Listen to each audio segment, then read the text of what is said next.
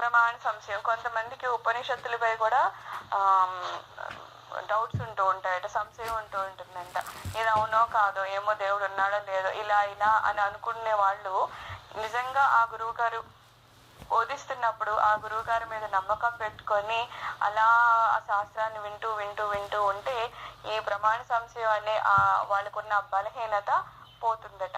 రెండోది ఏంటి? ప్రమేయ సంశయము.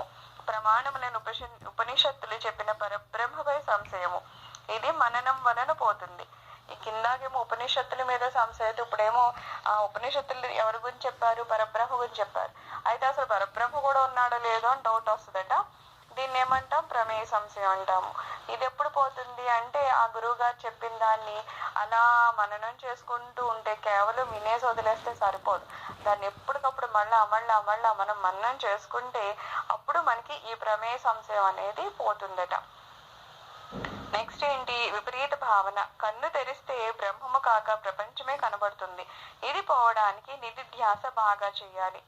విపరీత భావన, ఇంకా మామూలుగా అయితే మనం ఏం చెప్తున్నాము? బ్రహ్మమే ఉన్నది అంతటా అని చెప్తున్నాం. కానీ ఈ విపరీత భావం ఉన్న వాళ్ళకి ఏం కనిపిస్తుంది? ప్రపంచం కనిపిస్తుంది. బ్రహ్మ ఎక్కడ కనిపిస్తుంది?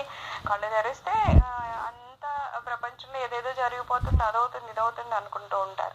సో ఇక్కడ వీళ్ళకి బ్రహ్మ కనిపించే ప్రసక్తే లేదు. కానీ అది వాళ్ళు బ్రహ్మను చూడాలి, ప్రపంచానికి దూరం రావాలి అంటే వాళ్ళు ఏం చేయాలి? నిధిధ్యాస అంటే ఆత్మ గురించి ఎప్పుడూ ధ్యానం చేస్తూ ఉండాలి. మనం ధ్యానంలో నేర్చుకునేది అది కదా. బాహ్య ప్రపంచాన్ని వదిలేసి అంతర్ముఖం అవ్వాలని అని చెప్తారు కదా. ఎప్పుడైతే మనం అంతర్ముఖం అవుతామో మనం బాహ్య ప్రపంచానికి దూరం అవుతాం. కాబట్టి మనము ఈ విపరీత భావన అనే బలహీనతని జయించవచ్చు అన్నమాట.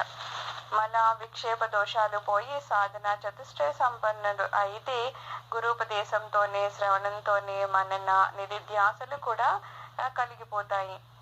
అయితే ఎప్పుడైతే మనము బాహ్య దోషాలు, మళ్ళా విక్షేప దోషాలన్నీ పోయి, అలాగే సాధన చతుష్టయం నేర్చుకున్నాం కదా 4 రకాలు, అవన్నీ చేస్తే గనుక గురూపదేశం కేవలం ఆ గురువు గారు ఉపదేశిస్తున్నప్పుడు అది వింటూ మననము నిధిధ్యాసలు కూడా అందులోనే కరిగిపోతూ ఉంటాయంట. ఆయన చెప్తున్నప్పుడే మనకి మననము నిధిధ్యాస కూడా అయిపోతూ ఉంటుందంట.